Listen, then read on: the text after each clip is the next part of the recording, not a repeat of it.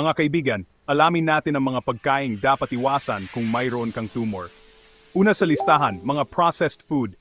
Ibig sabihin, instant noodles at junk food, puno yan ng preservatives at additives na hindi mo kailangan.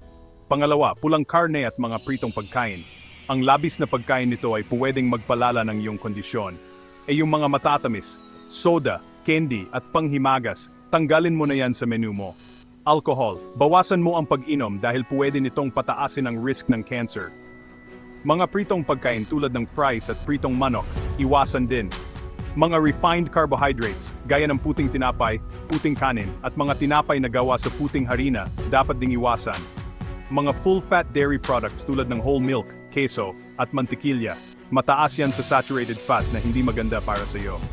Panghuli, huwag nang kumain ng mga maalat na snacks, hindi mo kaibigan ang chips at iba pang maalat na pagkain. Importante kumonsulta sa dietitian o doktor para sa payo na akma sa iyong kondisyon. Tandaan, ang pagiging malusog ang pinakamahalaga.